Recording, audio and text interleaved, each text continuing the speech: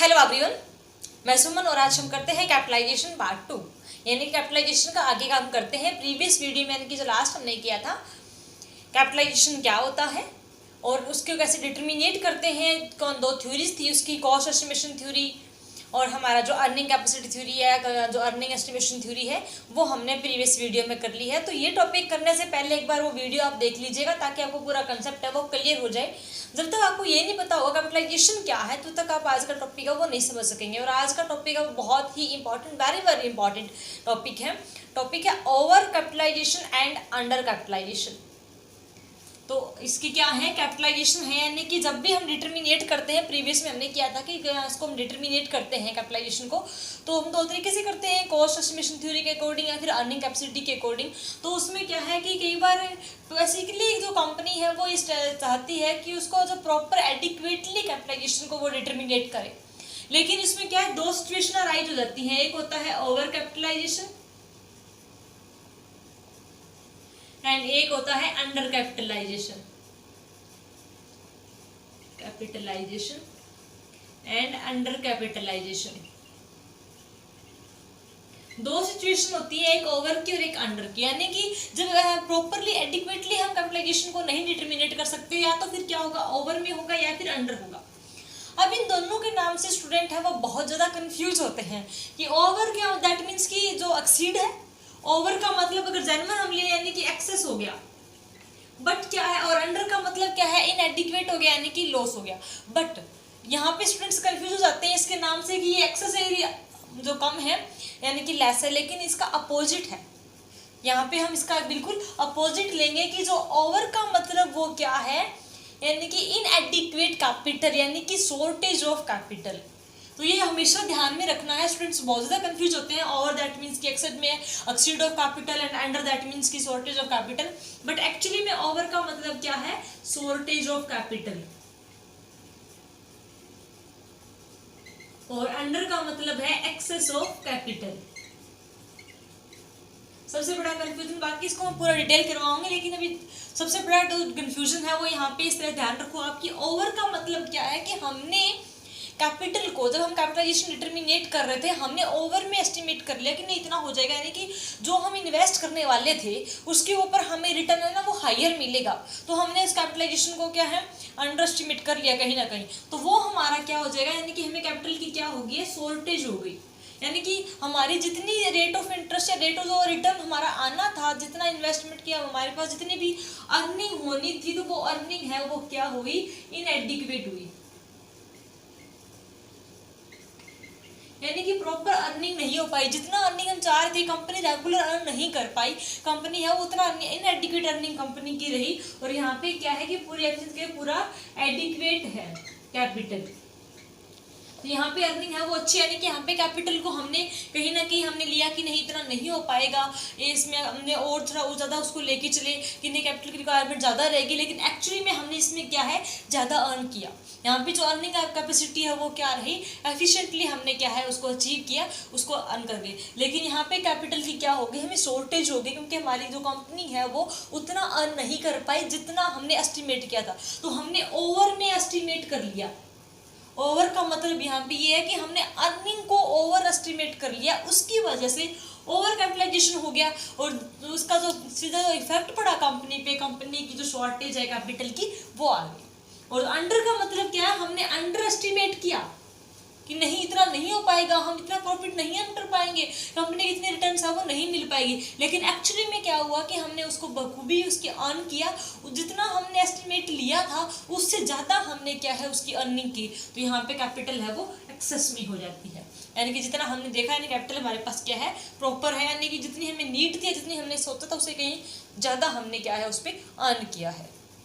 अब इसको हम पूरा डिटेल में करते हैं, ऐसा क्यों होता है और किस किस वजह से होता है वो हम पूरा करते हैं। सबसे बड़ी चीज यही कि आपको यही ध्यान में रखना है कि over that means shortage of capital, under that means excess of capital. हमने ओवर एस्टिमेट किया, हमने अंडर एस्टिमेट किया, बस ये चीज आपको पूरी दिमाग में सेटअप करके रखनी है कि ओवर का मतलब एक्सीड नहीं, ओवर एस्टिमेशन है, शॉर्टेज ऑफ कैपिटल है।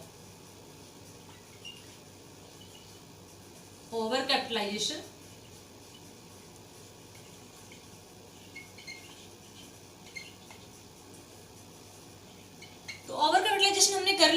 पे शॉर्टेज है कि नॉर्मल साइंस में हम यही कहते हैं कि यहाँ पे कैपिटल है, यानी कि ओवर में हमारे पास कैपिटल है, लेकिन यहाँ पे हमने ओवर एस्टिमेट किया, हर चीज़ को ओवर एस्टिमेट लेके गए कि नहीं इतना फंड है वो आ जाएगा, जितना हम फंड लेके आए हैं उससे कहीं ज़्यादा हम उसके अर्न होगा, जितनी इन्वेस्ट हम आज कर रहे हैं उससे ज़्यादा क्या है अर्निंग होगी, बट एक्चुअली में सारा इसके अपोजिट हो जाता है।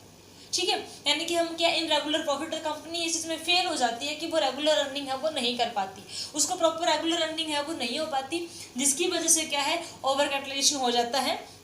शॉर्टेज हो जाता है, रेट ऑफ रिटर्न कम हो जाता है, सिचुएशन आ जाती है। और एक चीज़ ध्यान में रखनी है कि ओवर कैपिटलाइजेशन है अगर कंपनी रेगुलरली जो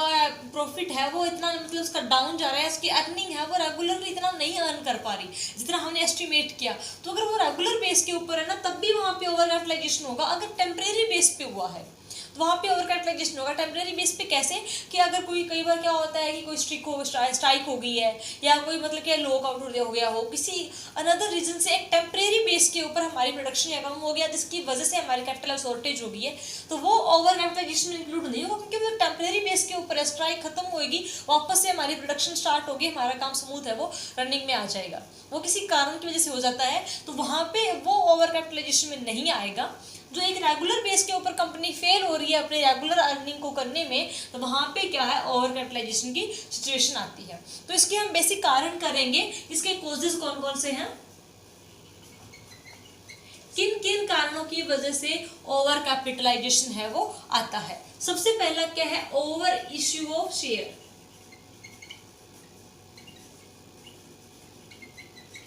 स्टार्टिंग में हमने क्या किया, शेयर्स को ओवर में इशू किया कि हमारे जितनी हमें कैपिटल की रिक्वायरमेंट थी उससे कहीं ज़्यादा हमने शेयर को इशू किया, जिसकी वजह से आज हम शेयर इशू कर रहे हैं, कल को उसके बदले में हमें डिविडेंड देना पड़ेगा उसको, ठीक है, उसकी ऑनरशिप भी आ रही है। तो वो चीज़ हमने देखा नहीं, हमने क्या सोचा कि ठीक है हम जितनी कैपिटल लेके आएंगे उतनी ही कम है, क्योंकि हम उसके ऊपर बेनिफिट कमा लेंगे, हमारे पास जितनी इन्वेस्टमेंट करेंगे उससे ज़्यादा हम प्रॉफिट कमाएंगे, लेकिन ऐसा नहीं होता, कंपनी फेल हो जाती है इस चीज़ में। तो यहाँ पे कैपिटल को ओवर में शेयर इशू किए, जिसकी वजह से क्या शेयर्स की अमाउंट ज़्यादा हो गई है और उसकी वजह से क्या है ओवर कैपिटलाइजेशन हो गया, हम उतना नहीं कर पाए जितना आना था। दूसरा है प्रमोशन ऑफ कंपनी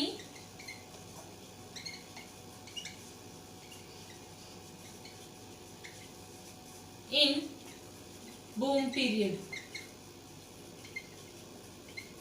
हमने कंपनी को प्रमोट किया, या इसकी प्रमोशन की जगह यूं लगा लो कि हमने एक्सपेंशन किया उस कंपनी का, एक्सपेंड किया उसको, कि हमने जितना हम कंपनी को चाह रहे थे कि इसको हम आगे और बढ़ाएंगे, ठीक है, इसको एक्सपेंड करेंगे, तो वो हमने क्या किया बूम पीरियड में किया कि जब ऑलरेडी मंदी चल रही थी तो जो हमारी एसेट्स की वैल्यू थी वो तो उसी अमाउंट पे चलेगी, और हमने उस टाइम लिया तो वहाँ पे हम क्या अंडर एस्टिमेट कर रहे हैं उस चीज़ को, ठीक है, तो उसको हम एक्यूरेटली नहीं कर पाए क्योंकि टाइम पीरियड है वो बूम था, एक नॉर्मल सिचुएशन नहीं थी। तो उस वजह से क्या हो गया कि हमारा जो प्रमोशन किया या हमने कंपनी को एक्सपेंड किया, तो जिसकी वजह से हमें क्या आ गई ओवर कैपिटलाइजेशन की सिचुएशन आ गई। नेक्स्ट क्या है, हाई प्रमोशन एक्सपेंसेस। कि हमने क्या किया, या एक्सपेंसेस लगा लो यहाँ पे, कि हमने क्या किया कि जो प्रमोशन की स्टार्टिंग में हम लेके चले कि ठीक है कोई प्रॉब्लम नहीं, शेयर इशू करो जितनी मर्जी हम शेयर इशू कर सकते हैं, ठीक है, हम कंपनी को किसी टाइम पे हम क्या उसको ओवर एक्सपेंड कर देते हैं, और हमने प्रमोशन के ऊपर भी बहुत एक्सपेंसेस किए, बिना कुछ सोचे समझे इसके ऊपर प्रमोशन के ऊपर हम खर्चा करते गए, और हमने सोचा कि जितना हम एक्सपेंसेस आज करेंगे उससे ज़्यादा हम कमा लेंगे तो कोई प्रॉब्लम नहीं है अब प्रमोट करने में, एक्सपेंसेस करने में। तो उसकी वजह से क्या है ओवर कैपिटलाइजेशन सिचुएशन आ गई है कि हमारे पास जो फंड है उसकी क्या है शॉर्टेज हो गई, हमने इसमें एक्सपेंसेस है वो बहुत ज़्यादा किए। ओवर एस्टिमेशन ऑफ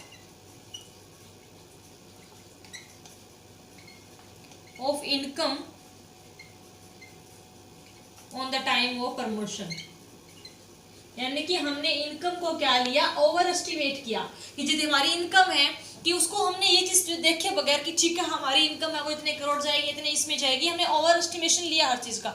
एक्यूरेशन के ऊपर पहुंच ही नहीं पाए, जितना एस्टिमेट करना था एक्सपेक्टेशन से हम कहीं ज्यादा लेके गए, उसको ध्यान में रख के हमने पूरे खुले एक्सपेंसेस किए, उसकी वजह से क्या है कि उतनी इनकम तो हुई नहीं, जितना हमने एस्टिमेट किया उतनी इनकम नहीं हुई, बट वो एक्सपेंसेस राइज हो गए हैं, ठीक है, वो हमने बिल्कुल भी नहीं देखा, तो उसकी वजह से क्या हो गया ओवर कैपिटलाइजेशन की सिचुएशन आ गई है। नेक्स्ट है लिबरल डिविडेंड पॉलिसी, यानी कि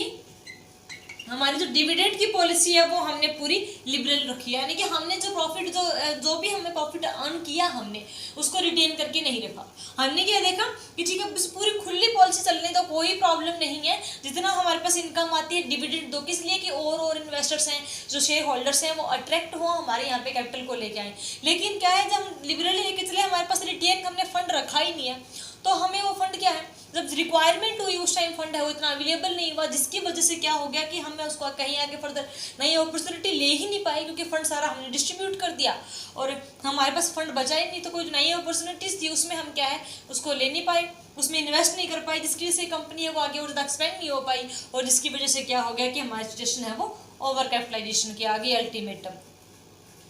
हाई रेट ऑफ टैक्सेशन,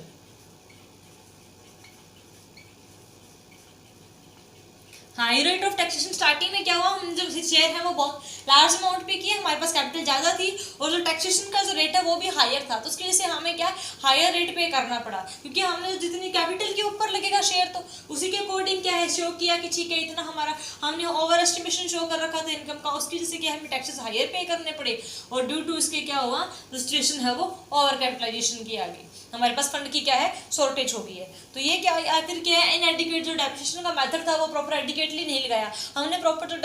जो हमारी एसेट्स हैं जो भी हमारी फिक्स एसेट्स है वो किस अमाउंट पे कैसे डेप्रिशिएट होती है उसका हमने मेथड प्रॉपरली उसको एडिकेट की देखा ही नहीं, प्रॉपर उसको चेकआउट ही नहीं किया, तो उसकी वजह से क्या हुआ फंड की शॉर्टेज हो गई, क्योंकि एकदम से एसेट्स है उसकी जो पावर है वो कम हो जाती है, स्टार्टिंग से उसको हम लेके चले नहीं उसकी फुल अमाउंट के ऊपर उसको कैलकुलेट करते रहे, तो उसकी वजह से हमारे यहाँ पे फंड की क्या है शॉर्टेज हो जाती है। तो इन सभी कारणों की वजह से एक कंपनी को ओवर कैपिटलाइजेशन की सिचुएशन को है भुगतना पड़ता है, यानी कि कुछ भी नहीं देखा, हर चीज को ओवर में एस्टिमेट करते गए, ऐसा हो जाएगा एक्सपेक्टेशन के ऊपर चलते रहे, इन्हें प्रैक्टिकल क्या है उस चीज को लेके ही नहीं चले, तो उसकी वजह से क्या हुआ ओवर कैपिटलाइजेशन हो गया, यानी कि अल्टीमेटम फंड की है वो शॉर्टेज हो गई है। अब फंड की शॉर्टेज हो गई है तो इसके बहुत सारे इफेक्ट पड़ेंगे, अब फंड अब कंपनी के पास नहीं रहा है तो ये कंपनी शेयर होल्डर सोसाइटी हर किसी को क्या प्रभावित करेगा, हर किसी को इफेक्ट करेगा, तो इसके हम कॉन्सिक्वेंस देखते हैं, यानी कि इफेक्ट क्या है, किस किस के ऊपर इसका इफेक्ट पड़ा है और कितना पड़ा है ओवर कैपिटलाइजेशन का कंपनी पे।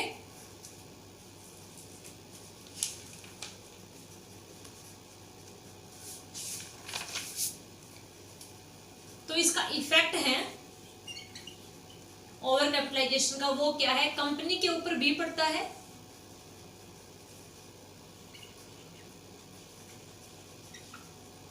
शेयर होल्डर के ऊपर भी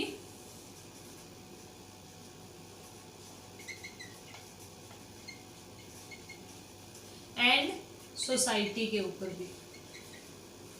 ओवरऑल क्या है ये तीन चीजों के ऊपर बेसिकली, क्योंकि ये तीन चीजें हैं जो मिलकर कंपनी को चलाते हैं, कंपनी है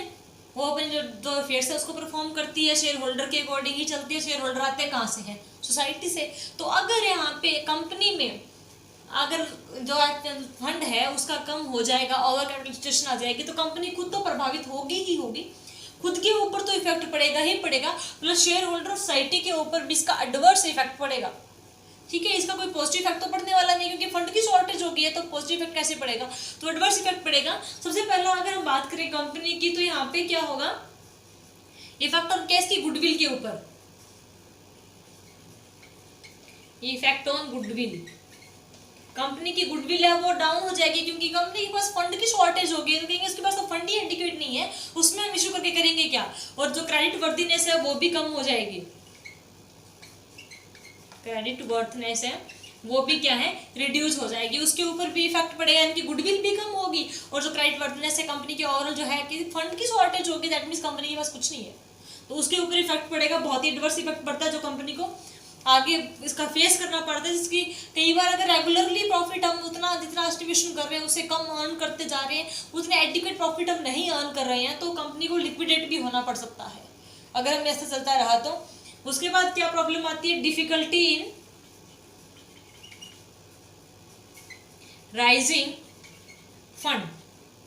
क्योंकि जब ऑलरेडी कंपनी के पास क्या है कैपिटल नहीं है, फंड की शॉर्टेज हो गई है, तो अगर फंड की शॉर्टेज हो गई है तो कंपनी ओवर कैपिटल कहाँ से लेके आएगी, ऑलरेडी जो शेयर होल्डर है वो कहेंगे हमें डिविडेंड नहीं मिल रहा, डिवेंचर होल्डर है वो कहेंगे हमें इंटरेस्ट नहीं मिला, जो बाकी इंस्टीट्यूशन है वो तो क्या है, कंपनी की सारी जो वर्थ है उसको चेक करके ही लोन देते हैं, जो भी लैंडर्स होते हैं, तो वैसे लोन देंगे नहीं। तो कंपनी को बहुत मुश्किलें होंगी फंड को राइज करने में, और जब तक फंड नहीं होगा और उस फंड को रिकवरी ना कर लेगी तब तक क्या है उस चीज को पूरा नहीं कर सकती। तो यहाँ पे इसको बहुत प्रॉब्लम आएगा। डिक्लाइन एफिशिएंसी ऑफ कंपनी की जो ओवरऑल एफिशिएंसी है वो भी इफेक्ट होगी, क्योंकि प्रोडक्शन भी नहीं हो पाएगा, कोई भी काम नहीं चल पाएगा, गुडविल ही नहीं रही, कहीं से फंड बहुत मुश्किल से राइज हो रहा है, फंड की कमी आ गई है, तो जो कंपनी की ओवरऑल एफिशिएंसी है, हर तरह की जो क्वालिटी है वो डाउन हो जाती है। तो उसके ऊपर भी बहुत इसका एडवर्स इफेक्ट पड़ता है। एंड क्या होता है, difficulty in payment of interest, difficulty in payment of interest, जिसका जो डिविडेंड है, कहीं से डिबेंचर इशू किए हुए हैं या कहीं से कोई लोन लिया हुआ है, तो उनको जो इंटरेस्ट पे करने में ही कंपनी को बहुत सारी प्रॉब्लम है, क्योंकि कंपनी के पास फंड ही नहीं रहा, फंड की शॉर्टेज आ गई है। तो उसकी वजह से इस चीज में भी क्या है, कंपनी को बहुत सारी मुश्किलों का सामना करना पड़ता है। और ये सारी चीजें अगर कंटिन्यू चलती रहे तो कंपनी को लिक्विडेट भी होना पड़ सकता है, यानी कि कंपनी को बाउंड अप करना पड़ सकता है, क्योंकि अगर वहां से किसी फंड ही नहीं मिल रहा है, गुडविल डाउन होती जा रही है, मार्केट में उसकी वैल्यू गिरती जा रही है, तो कंपनी के ऊपर बहुत ही इसका एडवर्स इफेक्ट पड़ता है। अब बात करते हैं शेयर होल्डर की, तो शेयर होल्डर को भी इसके कई नुकसान होते हैं। लोअर डिविडेंड, सबसे पहला नुकसान क्या है, शेयर होल्डर ने पैसा इसके ऊपर इन्वेस्ट किया था, वो यही सोच के किया था कि अच्छा हाई डिविडेंड है वो अर्न करेंगे जो इन्वेस्ट कर रहे हैं, लेकिन कंपनी के पास फंड ही नहीं है, तो कंपनी डिविडेंड को कम कर देगी, तो यहाँ पे जो शेयर होल्डर उनको डिविडेंड नहीं मिलेगा। जिस पर्पज के लिए उन्होंने मेनली शेयर में पैसा लगाया था, इन्वेस्ट किया था, वो ही उन्हें नहीं मिलता, यहाँ पे उनको डिविडेंड है वो कम मिलेगा, तो इसके ऊपर बहुत एडवर्स इफेक्ट है। fall the value of share in market, value of share in market, market में कंपनी, क्योंकि कंपनी की गुडविल डाउन हो गई है, कंपनी के पास फंड ही नहीं रहा, प्रॉफिट ही नहीं, जब कंपनी कंटिन्यूसली प्रॉफिट अर्न करती है ना, तो उसकी मार्केट में पर वैल्यू जो शेयर है, पर शेयर वैल्यू है वो इंक्रीज होती है, मार्केट में शेयर्स की वैल्यू बढ़ती है, लेकिन यहाँ पे कंपनी के पास फंड की शॉर्टेज है, कंपनी खुद डाउन जा रही है, तो जो कंपनी की जो मार्केट में वैल्यू है शेयर्स की वो क्या हो जाएगी, डाउन हो जाएगी, जिसकी वजह से क्या है, शेयर होल्डर है उनकी जो अमाउंट है वो भी क्या है और डाउन हो जाएगी। एंड क्या है, लॉस ऑफ स्पेकुलेशन, स्पेकुलेशन पे सट्टेबाजी करते हैं, इस चीज को क्या है उनका लॉस हो जाएगा, क्योंकि वो उन्होंने एस्टिमेशन किया कि इतना इसके ऊपर डिविडेंड मिलेगा, इस तरह की सट्टेबाजी शेयर मार्केट में होती है, स्पेकुलेशन चलता है, तो उनको भी इसका बहुत बड़ा लॉस हो जाएगा। एंड लॉस ऑन रीऑर्गेनाइजेशन, जो रीऑर्गेनाइजेशन के पर्पज से, यानी कि फिर रीसेल वगैरह के जो शेयर परचेज करते हैं, तो उनको इसका बहुत बड़ा नुकसान होगा, क्योंकि मार्केट में वैल्यू है वो डाउन हो जाएगी, तो जो अमाउंट है वो उसकी क्या है कम हो जाएगी, जिसके ऊपर इनके ऊपर क्या है बहुत इसका एडवर्स इफेक्ट पड़ेगा। अब हम बात करते हैं, अगर शेयर होल्डर कंपनी दोनों को ही नुकसान है, तो सोसाइटी को तो अल्टीमेट नुकसान हो गया, क्योंकि शेयर होल्डर आते कहाँ से हैं, सोसाइटी से, कंपनी है किसमें, सोसाइटी में, तो उसको तो एडवर्सली ऑटोमेटिकली इफेक्ट हो गया। उसको क्या फर्क पड़ेगा, सोसाइटी में क्या आता है, कंज्यूमर, तो लॉस टू कंज्यूमर या कस्टमर कह लो या कंज्यूमर कह लो, तो कंज्यूमर है उनको क्या है इसका लॉस हो जाएगा, यानी कि जो भी कस्टमर्स हैं तो उसको क्या है इसका लॉस उठाना पड़ेगा, क्योंकि वो अपना जो फंड को पूरा करने के लिए प्राइस भी हायर करेगी गुड्स के, उतनी प्रॉपर क्वालिटी भी नहीं मेंटेन कर पाएगी, कहीं ना कहीं प्रोडक्शन भी डाउन हो जाएगी, तो कस्टमर को, उसका कंज्यूमर को इसका बहुत बड़ा लॉस होगा, क्योंकि उनको प्रॉपर क्वालिटी नहीं मिल रही है, हाई प्राइजेस के अंदर मिल रही है। एंड इसमें सोसाइटी को जो इफेक्ट पड़ेगा, जो वेजेस है वर्कर्स की वो क्या हो जाएगी, कम आ जाएगी, यानी कि टू वर्कर्स को लॉस टू वर्कर्स, जो वर्कर्स को एक्स्ट्रा फैसिलिटी दे रखी थी, वेलफेयर की फैसिलिटी कंपनी की द्वारा प्रोवाइड की गई थी, कंपनी के पास फंड की कमी आ गई है, तो कंपनी वो अपनी फैसिलिटी क्या करेगी, रिटर्न करे, इसे इतनी फैसिलिटी हम नहीं दे सकते, इसको हमने रिड्यूस करते हैं, तो कस्टमर जो वर्कर्स हैं उनको थोड़ा जो इसका उनको चांसेस थे कि हमें बोनस मिलेगा या उस चीज़ की वेटिंग कर रहे थे, तो वो चीज़ें भी कम हो जाएंगी, आगे से फैसिलिटी है वो भी कम हो जाएगी, तो ये नुकसान हो जाएगा। एडवर्स इफेक्ट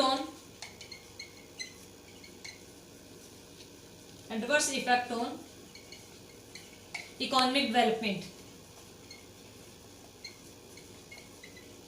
इकोनॉमिक डेवलपमेंट के ऊपर भी इसका क्या है एडवर्स इफेक्ट पड़ेगा, कि जो हमारी इकोनॉमी का वो भी डाउन चली जाएगी, कि कंपनी के पास फंड ही नहीं है, कंपनी आगे फर्दर कोई नई प्रोडक्शन कर ही नहीं सकती, क्योंकि जो ऑलरेडी चीजें हैं उसको ही नहीं पूरा पूरा कर सकती, तो हमारे फंड को कैसे वो करेगी, तो हमारे इकोनॉमिक डेवलपमेंट के ऊपर भी इसका बहुत बड़ा इफेक्ट होगा। और जो सोसाइटी के जो भी रिसोर्सेज है उसका भी मिस यूटिलाइजेशन हो सकता है, क्योंकि कंपनी को ये होता है कि जितना मैं लॉस में जा रहा हूँ, मैं जहाँ से जितना हो सकता है कवर करूँ,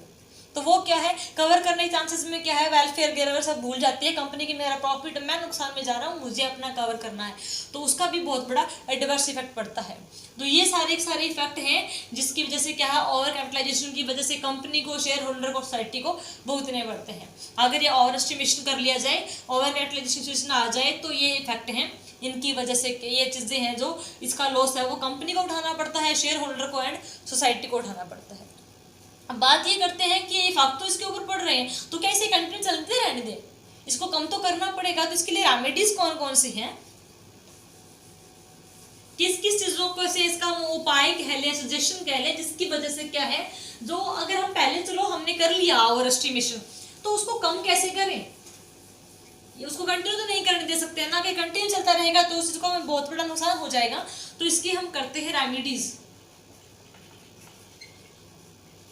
सजेशन कह लो, या इसको किस तरह से ओवरकम किया जा सके, तो वो हम देखेंगे। स्टार्टिंग में कंपनी ने क्या किया, जब भी इस कैपिटल को क्या है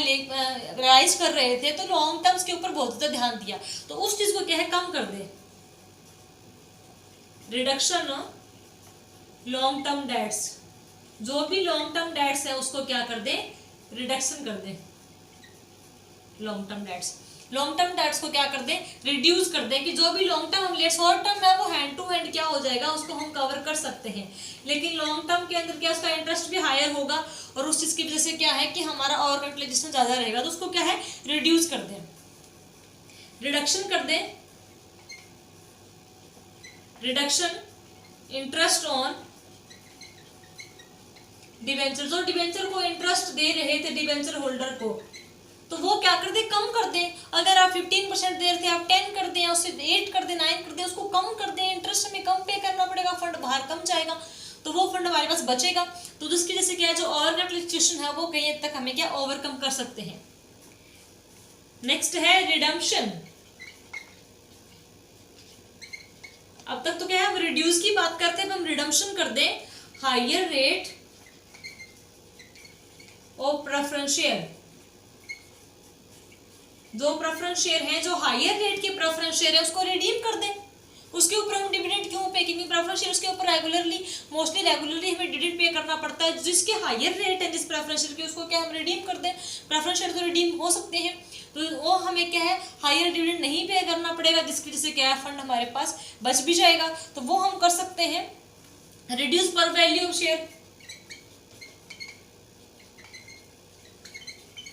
पर वैल्यू ऑफ शेयर है वो रिड्यूस कर दें, जिसकी वजह से क्या है अगर शेयर्स की वैल्यू पर वैल्यू कम रहेगी, तो उसके अकॉर्डिंग क्या हम जो शेयर हम लेके आएंगे, शेयर जो हम इश्यू करेंगे, तो उससे हमें क्या इसका बेनिफिट मिल सकता है, तो जो हमारी ओवर कैपिटलाइजेशन है वो कम हो सकती है, तो वो हम कम कर दें। और हम क्या कर दें, इसके नंबर ऑफ शेयर है वो हम कम कर दें, reduce number of share, number of share है उसको भी हम क्या है कम इश्यू करेंगे, क्योंकि ज्यादा इश्यू करेंगे तो हमें उसके ऊपर ज्यादा डिविडेंड देना पड़ेगा, हर किसी की ऑनरशिप है, इंटरफेरेंस है, सब चीजें आएंगी, तो ये चीजें हम कम कर दें, इनकी वजह से भी क्या है हम उसको ले सकते हैं कि हमारी जो ओवर कैपिटलाइजेशन है उसको हम कवर कर सकते हैं। नेक्स्ट हमारी आती है फ्लफिंग बैक ऑफ प्रॉफिट, यानी कि जो प्रॉफिट है उसको क्या है हम रिटेन करके रख लें,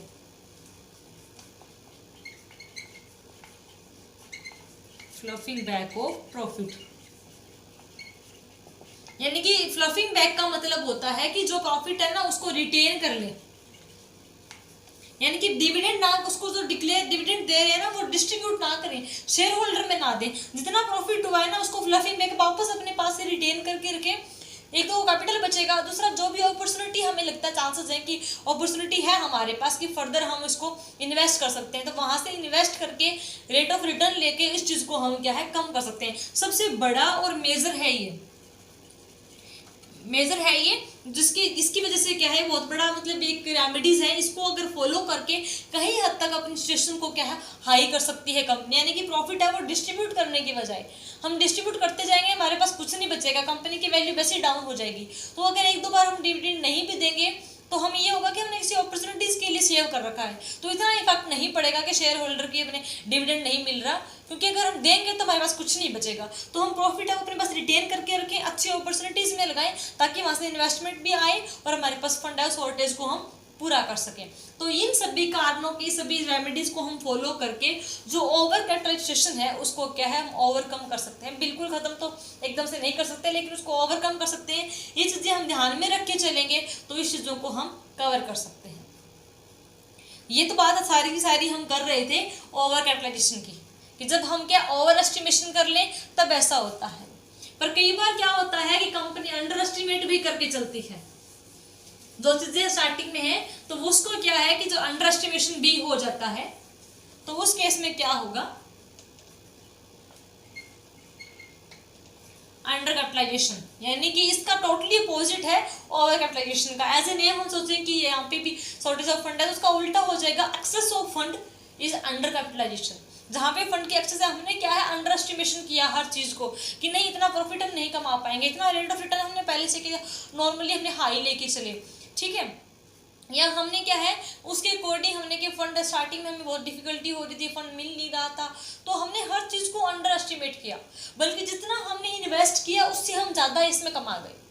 हमारी एफिशिएंसी से, हमारी अच्छी मैनेजमेंट से कंपनी ने जितना एस्टिमेट कर रही थी, कंपनी साथ अंडर एस्टिमेट कर रही थी, लेकिन एक्चुअली में क्या है हायर बेनिफिट कमा गया। जितना हमने इन्वेस्ट किया उससे कहीं ज्यादा हम इसमें प्रॉफिट अर्न कर लिया, तो उसकी वजह से कंपनी में क्या है अंडर कैपिटलाइजेशन आ गया।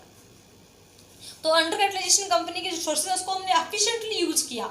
जितना भी है। इसका मतलब यही है कि हमने बहुत ही एफिशिएंटली यूज किया है, कंपनी रेगुलरली प्रॉफिट है वो हायर टू हायर अर्न करती जा रही है, तो उसकी वजह से क्या है जो शेयर्स की मार्केट वैल्यू वो भी इंक्रीज होगी। और जो हमारे यानी कि कंपनी की इससे क्या से होता है, जिस कंपनी में अंडर यूटिलाइजेशन है, इतना यूजफुल तो नहीं है लेकिन फिर भी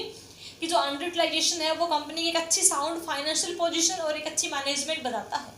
कि यहाँ पे इन्होंने प्रॉपर यूटिलाइजेशन किया, जितने इनके पास रिसोर्सेज थे उनका प्रॉपर यूज करके इन्होंने क्या है जितना हमने एक्सपेक्ट किया था उससे कहीं ज़्यादा बेनिफिट कंपनी कमा गई। अब इसके भी कॉजेज हैं, क्या कारण रहे हैं, किस किस की वजह से क्या है अंडर कैपिटलाइजेशन है वो आता है, उसका क्या है अपोजिट होगा। हमने क्या किया अंडर एस्टिमेशन किया, उसमें हमने ओवर एस्टिमेशन किया था, इसमें हमने अंडर एस्टिमेशन किया, under estimation of capital requirement.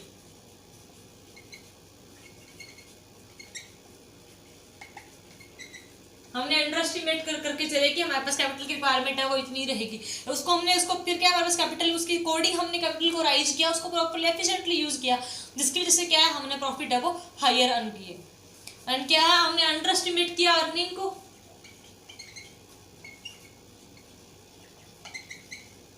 Of earning, हमने अर्निंग को क्या है अंडर एस्टिमेट किया कि जितनी भी हमारी अर्निंग हो रही है, हमारी अर्निंग है एक्चुअली में आने, तो उसे हमने अंडर एस्टिमेट किया कि नहीं इतना हम नहीं कमा पाएंगे, इतना हम नहीं कमा पाएंगे, तो हमने स्टार्टिंग में हमने क्या एक्सपेक्टेशन ही लो लेके चले और उससे हम हाई कमा गए, तो वो हम उसी के अकॉर्डिंग हमने कैपिटलाइजेशन को मैनेज किया था अंडर एस्टिमेशन के अकॉर्डिंग। एक्चुअली में ज्यादा कमा गए तो हमारे पास क्या है अंडर कैपिटलाइजेशन, कैपिटलाइजेशन की जो अमाउंट है वो एक्सेस में होगी, हमारे पास कैपिटल है वो ज्यादा होगी, उसका पूरा अपोजिट हो जाएगा। हमने यहाँ पे क्या है प्रमोशन ऑफ कंपनी उसमें बूम पीरियड में किया था, इसमें हम क्या करेंगे इन्फ्लेशन पीरियड में करेंगे, of company in inflation period. तो जिसका फायदा क्या है हमें खूब मिला, उस चीज को हमने पूरा बेनिफिट उठाया उसके इन्फ्लेशन का, तो उसके अकॉर्डिंग की वहां पे सॉरी बूम था, यहाँ पे डिफ्लेशन होगा, इन्फ्लेशन तो वाइन था, तो उस चीज का हम क्या है पूरा का पूरा बेनिफिट लेंगे कि हमारे पास क्या हमने कंपनी का प्रमोशन उस टाइम पे किया जब डिफ्लेशन टाइम चल रहा था, उसके बाद हमें उसका क्या है उसी के अकॉर्डिंग हमने हर चीज को लिया, एस्टिमेशन किया, उसी के अकॉर्डिंग हमने क्या है आगे फ्यूचर की प्लानिंग की, लेकिन एक्चुअली में उसके बाद क्या है जब जैसे सिचुएशन है वो ऊपर आए तब में उसका क्या प्रॉफिट है वो ज्यादा हुआ, जिसकी वजह से क्या है अंडर कैपिटलाइजेशन यानी कि हमारे पास फंड है वो एक्सेस में हो गए हैं। स्टार्टिंग में क्या है हम कंजर्वेटिव लेके चले डिविडेंड पॉलिसी को, यानी कि हमने ये चीज लेके ही नहीं चले कि हम डिविडेंड है वो डिक्लेयर करेंगे, हम स्टार्टिंग से ही लेके चले कि जितना डिविडेंड आता है जितना हो उसके कम डिविडेंड डिक्लेयर करो, अपने पास रिटेन करके रखो। तो हमने रिटेन करके रखा, जो भी अपॉर्चुनिटी आई उसमें हमने इन्वेस्ट किया, उसका हमने पूरा बेनिफिट उठाया। तो हमारी जो डिविडेंड पॉलिसी थी वो कंजर्वेटिव नजर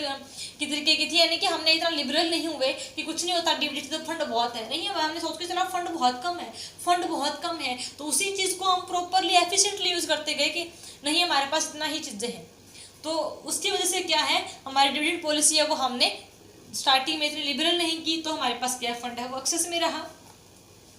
हाई लेवल ऑफ एफिशिएंसी, पूरी एफिशिएंटली वर्क किया मैनेजमेंट ने एंड लेबर्स ने, पूरी हाई लेवल ऑफ अपनी फुल एफिशिएंसी के साथ काम किया कि जितने हमारे पास रिसोर्सेज हैं, जितनी हमारे पास चीज़ें उनको प्रॉपर यूटिलाइजेशन करें, जितना हो सके उसको हम यूज़ करें। तो हमारी पूरी एफिशिएंसी से हमने काम किया, उसका रिजल्ट है वो हमें बेस्ट मिलना ही था। डिजायर टू रिटेन कंट्रोल, हर चीज के ऊपर क्या है फुल कंट्रोल रखा, हर चीज को अपने कंट्रोल के अकॉर्डिंग, हर चीज को प्लान के अकॉर्डिंग लेके चले, कहीं भी किसी चीज में लिबरल नहीं हुए, पूरा स्ट्रिक्टली हम उसको क्या है फॉलो करते रहे। तो उसकी वजह से भी क्या है हमारे पास फंड वो एक्सेस में रहा, क्योंकि हमने एक्स्ट्रा वेस्टेज तो होने ही नहीं दी। Difficulty in rising capital, starting में क्या है हमें जो कैपिटल को राइज करने में काफी डिफिकल्ट और परेशानियों का सामना करना पड़ा। तो हमने क्या सोच के चलिए कि इतनी मुश्किल से कैपिटल हमने अक्वायर किया है, राइज किया है, तो वो प्रॉपरली यूटिलाइज करें, उसका कहीं भी उसकी कोई वेस्टेज ना होने जाए। तो इसकी वजह से क्या हुआ कि हमारे पास जो फंड है वो एक्सेस में उसी के अकॉर्डिंग उसको यूटिलाइज किया, तो उसका इफेक्ट क्या पड़ा कि हमारे पास कैपिटल है वो एक्सेस में हो गया। तो इसकी वजह से क्या है ये सारे के सारे कारण हैं जिनकी वजह से क्या है कंपनी के अंदर अंडर कैपिटलाइजेशन की सिचुएशन आई है। सिचुएशन इसीलिए आती है ना कि हमारे पास कई बार क्या होता है कि हमारे पास जो डेली का हमारा अगर सपोज को कि जो आपको जो पेरेंट्स हैं वो पॉकेट में डेली की 50 रुपीज़ देते हैं, तो आपको क्या है आप उसी के अकॉर्डिंग अपना पूरा प्लान करके चलोगे कि अपने को 50 रुपीज़ मिल रहे हैं, तो अब सारा का सारा उसको उसी में से आप बचा लोगे कि नहीं अगर मेरे को कभी कोई ज़रूरी पड़ गई है, मुझे मजबूरी हो गई है, तो क्या होगा कि मेरे को ये पैसे तब भी काम आएंगे, पेरेंट्स मेरे को एक्स्ट्रा नहीं देंगे, पेरेंट्स ने कह रखा है कि 50 ही मिलेंगे, इसको डेली खर्च कर या बचा के रख। फिर क्या होता है कि वही थोड़े दिन बाद आपके पेरेंट्स आपको क्या 500 रुपीज़ देने लगे, तो आप क्या है पूरा लिबरल हो जाओगे, क्या फर्क पड़ता है, कल को जरूरत पड़ी तो क्या होगा 500 और आ जाएंगे, तो आप पूरे खुले उसको यूटिलाइज करते हो, पूरा कुछ नहीं होता पार्टी पुर्टी कर लें, कहीं भी यूटिलाइजेशन कर दें, अगर कल को जरूरत पड़ी तो पेरेंट्स ने 500 और दे देना है, तो आप क्या हर चीज़ के लिए लिबरल हो गए। पहले आपको आपने अंडरस्टिमेट करके चला था कि नहीं मुझे मिलेंगे नहीं तो मैं बचा के रखूं, तो आपने उस 50 में से ही बचा लिया, फिर आप क्या लिबरल हो गए, आपको पता है कि मैं आ जाएगा। तो वही कंडीशन क्या है कंपनी के साथ होती है, स्टार्टिंग में फंड इजिली अकायर हो गया, इजिली राइज हो गया, तो उन्होंने हर चीज़ को ओवर एस्टिमेशन लिया। बट क्या होगा कि अगर डिफिकल्टी से उसको कैपिटल राइज हुआ, बड़ी मुश्किल से चीज़ें आई हैं, तो हर चीज़ के ऊपर क्या है कंट्रोल करके चलेंगे, हर चीज़ को उस तरीके से लेके चलेंगे, तो वहाँ पे क्या हो जाएगा कि उस चीज़ का एफिशिएंटली काम में लेंगे। तो इस वजह से क्या है यहाँ पे फंड है वो एक्सेस में हो गया। अब इसके इफेक्ट क्या पड़ेंगे, इसके तो कहीं ना कहीं इतना अच्छा है कि एफिशिएंटली हम वर्क कर रहे हैं, तो पॉजिटिव इफेक्ट ही पड़ने हैं। तो इसके इफेक्ट हैं वो कैसे पड़ेंगे, इफेक्ट तो इसमें भी तीनों ही होंगे, यानी कि कंपनी है, शेयर होल्डर है और जो भी सोसाइटी है, तीनों के ऊपर ही इफेक्ट पड़ेगा, लेकिन इन पॉजिटिव वे में। तो यहाँ पे हम बात करें कंपनी की, यहाँ पे हम बात करें शेयर होल्डर की, और यहाँ पे अगेन सोसाइटी के, उसका टोटली अपोजिट हो जाएगा। कंपनी को फिर भी थोड़ा बहुत इसके नुकसान है, इन पॉजिटिव वे में है, वो अगर कंपनी प्रॉफिट कमाएगी तब भी इतना कुछ उसको इफेक्ट है वो पड़ेंगे। तो कंपनी को क्या होगा, कंपटीशन बढ़ जाएगा, एनकरेज इन कंपटीशन, कंपनी का क्या हो जाएगा, कंपटीशन बढ़ जाएगा, क्योंकि जब लोगों को लगेगा कि इसमें काफी बेनिफिट है, प्रॉफिट एंजॉय कर रही है कंपनी, रेगुलरली बेनिफिट कमा रही है, तो वहाँ पे उसमें क्या है लोग भी इन्वेस्ट करेंगे, तो कंपनी का क्या है कंपटीशन है वो बढ़ जाएगा, कंपटीशन बढ़ेगा। एंड क्या है रेट ऑफ टैक्सेस है वो बढ़ जाएंगे, इंक्रीजेस रेट ऑफ टैक्सेस, कि अच्छा खासा बेनिफिट कमा रही है तो गवर्नमेंट को भी होगा कि टैक्सेस हायर लें, कंपनी इतना बेनिफिट कमा रही है तो गवर्नमेंट भी क्या रेट है वो हायर देगी, यानी कि अगर जो भी पॉलिसी होगी उसके ऊपर रेट है वो हायर लगेगा, तो ये इसके ऊपर हो जाएगा। And increase government interference, government का जो इंटरफेरेंस है ना वो बढ़ जाएगा, यानी कि गवर्नमेंट इंटरफेरेंस करने लग जाएगी हर चीज़ के ऊपर, क्योंकि इतना प्रॉफिट कमा रही है तो गवर्नमेंट को ये लगता है कि कहीं ना कहीं चीट ना करती हो कस्टमर्स के साथ या सोसाइटी के साथ, कहीं चीटिंग ना हो रही हो, या ये प्रॉपर पॉलिसी फॉलो कर रही है कि नहीं कर रही। तो उसमें क्या गवर्नमेंट है वो अपनी हर एक चीज़ को बार बार उसमें लेके आएगा, तो गवर्नमेंट अपना रोल है वो बढ़ा देगी, इंटरफेरेंस करने लग जाएगी हर एक चीज़ के ऊपर, तो वो इसके ऊपर फर्क पड़ेगा। And rise demand of workers, जो वर्कर्स हैं वो भी अपनी डिमांड बढ़ाने लग जाएंगे, क्योंकि उनको भी होता है कि कंपनी प्रॉफिट कमा रही है, हमें बोनस दे, हमें फैसिलिटी बढ़ाए, हमारी चीज़ों को इंक्रीज करे, तो वो भी अपनी डिमांडें करने लग जाएंगे कि हमें इसके ऊपर एक्स्ट्रा चाहिए, हमारी सैलरी को हायर करो, हमें बोनस दो, तो वो चीज़ें क्या है वो भी आने लग जाएंगी, और डिससेटिस्फेक्शन हो जाएगा कस्टमर में भी ऑफ कस्टमर्स। क्यों? क्योंकि कस्टमर्स को ये लगेगा कितना बेनिफिट कमा रही है, इट मीन्स क्या है कि हमें हायर प्राइस के ऊपर गुड सेल कर रही है, इसके इतना एक्सपेंसेस नहीं लग रहे हैं, हम ऐसे ना कि प्राइस ज़्यादा चार्ज कर रही है, तो अच्छी क्वालिटी नहीं दे, इतना अच्छा प्रोडक्ट का इतना प्राइस नहीं है, तो वो कस्टमर्स क्या है डिससेटिस्फाई हो जाएंगे, तभी इतना प्रॉफिट कमा रही है जब हमसे हाई मार्जिन रख रही है प्राइस का। तो ये सारे कारण है, कहीं ना कहीं कंपनी को इसके एडवर्स इफेक्ट पड़ते हैं अंडर कैपिटलाइजेशन के। अब हम बात करते हैं शेयर होल्डर का, तो शेयर होल्डर को इसको क्या है काफ़ी बेनिफिट है, उसका अपोजिट हो जाएगा शेयर होल्डर को हाई रेट ऑफ डिविडेंड, क्योंकि कंपनी क्या है फिर कंपनी सोचेगी कि ठीक है आप अच्छा प्रॉफिट कमा रहे हैं, तो जो शेयर होल्डर को डिविडेंड हायर डिक्लेयर किया जाए, कि स्टार्टिंग में होता है कि हमने उसको नहीं दिया, लेकिन बाद में क्या है हायर रेट इसके ऊपर क्या डिविडेंड है वो चार्ज होगा, तो शेयर होल्डर को फायदा होगा कि उनको रेट है वो हायर मिल रहा है। और दूसरा क्या हो जाएगा increases market value of share, share की जो मार्केट वैल्यू है वो क्या है बढ़ जाएगी, जब कंपनी प्रॉफिट कमाएगी तो उसमें क्या है लोग अट्रैक्ट होंगे, इन्वेस्ट करेंगे शेयर्स की, और अच्छा प्रॉफिट कमा रही है तो उसकी जो मार्केट वैल्यू है शेयर्स की वो भी इंक्रीज हो जाएगी, तो वो भी इनको फायदा है कि शेयर्स की वैल्यू बढ़ रही है। और क्या है इजीली इनको लोन भी मिल जाएगा, इजी अवेलेबिलिटी ऑफ लोन, यानी कि जो शेयर्स के अगेंस्ट जो भी लोन मिलता है तो वो भी इनको इजीली मिल जाएगा कि कंपनी के शेयर्स की वैल्यू है वो हायर है, इंक्रीजिंग है मार्केट में, इनको डिविडेंड भी अच्छा मिलता है, कंपनी की अर्निंग कैपेसिटी भी बहुत अच्छी है, तो इसके ऊपर लोन देने में लेंडर को कोई प्रॉब्लम नहीं होगी कि रिकवरी हो जाएगी, शेयर से भी कर लूँगा मैं, तो इनको लोन भी ईजिली मिल जाता है। अब बात करते हैं सोसाइटी की, तो शेयर होल्डर को इफेक्ट पड़ रहा है, इसको कंपनी प्रॉफिट अर्न कर रही है, सोसाइटी को भी इसके क्या है फायदे ही होंगे, बेनिफिट ही होगा। तो यहाँ पे सोसाइटी को क्या होगा कस्टमर को एडवांटेजेस मिलेगा, इसका एडवांटेजेस ऑफ कस्टमर, यानी कि उनको क्या अच्छा बेनिफिट कमा रही है तो प्रॉफिट इतना हायर प्राइस इतना हायर नहीं रखेगी, और उनको प्रोडक्शन और बढ़ाएगी कंपनी, तो उनको जो अच्छी क्वालिटी के ऊपर अच्छा सामान है वो भी मिलेगा, तो ये भी उनको फायदा हो जाएगा। एम्प्लॉयमेंट बढ़ेगी सोसाइटी के अंदर, क्योंकि जैसे प्रोडक्शन बढ़ेगी तो वो क्या है एम्प्लॉयमेंट की जरूरत पड़ेगी, पर्सन्स की जरूरत पड़ेगी, तो कंपनी क्या है एम्प्लॉयमेंट के चांसेस है वो राइज कर देगी, तो एम्प्लॉयमेंट बढ़ेगा कंपनी में। और जो इकोनॉमिक डेवलपमेंट है उसके ऊपर भी क्या होगा पॉजिटिव इफेक्ट पड़ेगा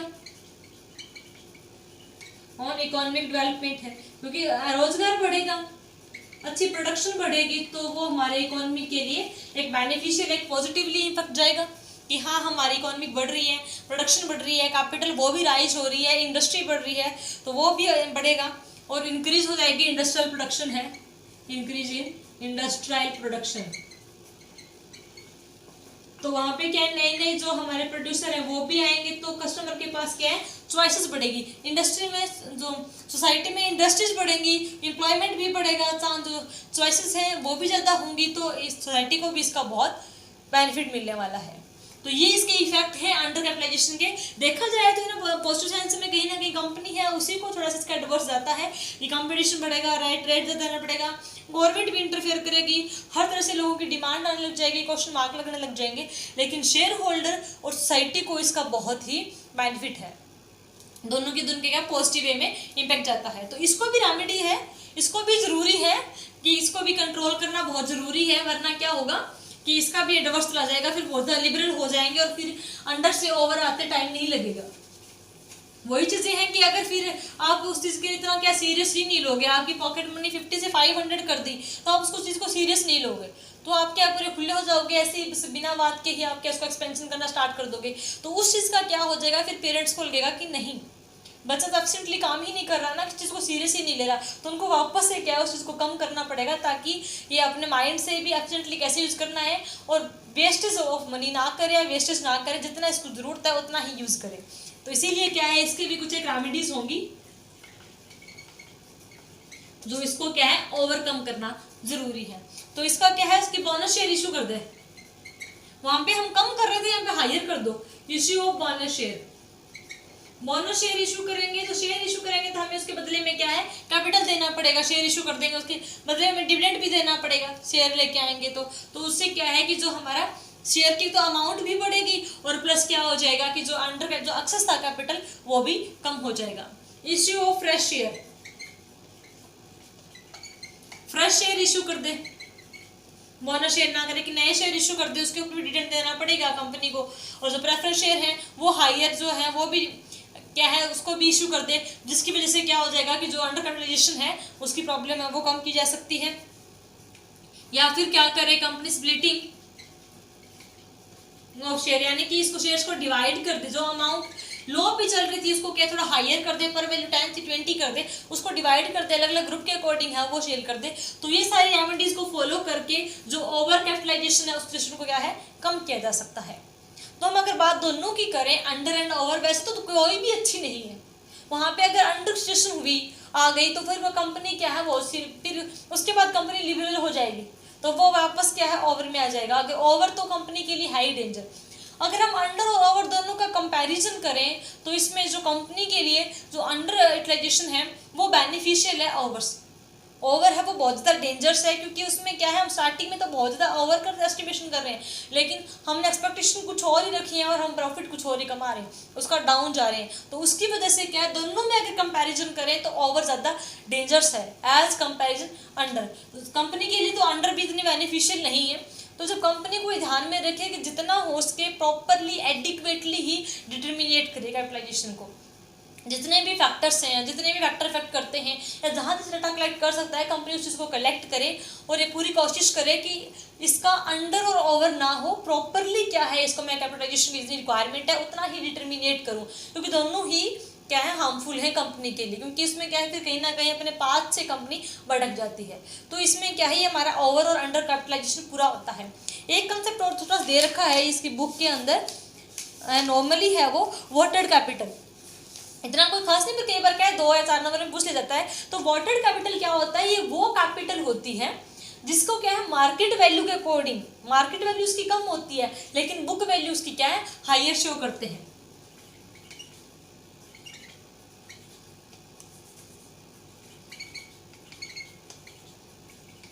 वॉटर कैपिटल क्या होती है कि जिसकी मार्केट वैल्यू है, market value is less than book value. हम क्या करते हैं कि जो इसकी मार्केट वैल्यू, सपोज कि उसकी मार्केट वैल्यू 10,000 है तो उसके बुक में 15 शो कर रखा, यानी कि जो एक्चुअली में जो अमाउंट है ना वो हम शो नहीं करते, उससे हायर शो करते हैं। किस लिए शो करते हैं, अपने उस प्रॉफिट को ज़्यादा दिखाने के लिए, अपनी नेट वर्थ को हायर करने के लिए। कई बार मैनेजमेंट ऐसा कर देती है कि हमारी नेट वर्थ हो जाता है, हमारे पास जो एसेट्स हैं उसकी जाते हैं, क्योंकि मार्केट में उसकी वैल्यू कम है एक्चुअली में, लेकिन बुक में उसकी हायर शो करते हैं। या फिर क्या करते हैं कि वो चीज़ एक्चुअली में हमने परचेज ही नहीं की, है ही नहीं, और उसको क्या हम शो कर रहे हैं, तो वो हमारा क्या आ जाएगा वॉटेड कैपिटल के अंदर आएगा। कि ये बिल्कुल ओवर कैपिटलाइजेशन की तरह ही है कि जो चीज़ है ही नहीं उसको आप ओवर में ही शो कर रहे हो, स्टार्टिंग में ओवर में लेके चल रहे हो जबकि है वो कम है। तो ये चीज़ें हैं कि कंपनी, अब जब कंपनी इनकॉर्पोरेट होती है, जो प्रमोटर कंपनी को प्रमोट करते हैं ना, तो वो हायर नंबर ऑफ सर्विस दिखाने के लिए, इन्वेस्टर को अट्रैक्ट करने के लिए चीज़ें क्या कई बार शो कर देते हैं। तो इसलिए क्या प्रमोटर इस चीज़ को करते हैं, जो इंटेंजिबल एसेट्स होते हैं, पेटेंट, कॉपीराइट, गुडविल, तो वो कंपनी जो हाई वैल्यू की लेती है, ठीक है, अप्रूव करने के लिए। तो उस केस में क्या होगा कि जो मार्केट वैल्यू एक्चुअली में कम होगी लेकिन बुक वैल्यू उसकी क्या है हायर शो करते हैं, तब उसको हम कहते हैं वॉटेड कैपिटल। तो इसी के साथ ही आपका जो ओवर कैपिटलाइजेशन या कैपिटलाइजेशन, अंडर कैपिटलाइजेशन जितने कंसेप्ट थे कि जो कैपिटलाइजेशन चैप्टर था वो कंप्लीट होता है। इसका जो आज का टॉपिक हमने किया है ओवर और अंडर, ये बहुत ही इंपॉर्टेंट है। कई बार इन दोनों का ऐसे भी पूछ लिया जाता है कि इन दोनों में से डेंजर कौन सा है, इसके इफेक्ट क्या है, तो इसके हमने पॉजिटिव और नेगेटिव वे दिखाने होते हैं, इफेक्ट दिखाना होता है, तो उस वजह से इसको क्या हमने डिस्क्राइब करना होता है। होप सो आपको समझ में आया होगा। आज के लिए इतना ही। Thanks for watching, bye bye.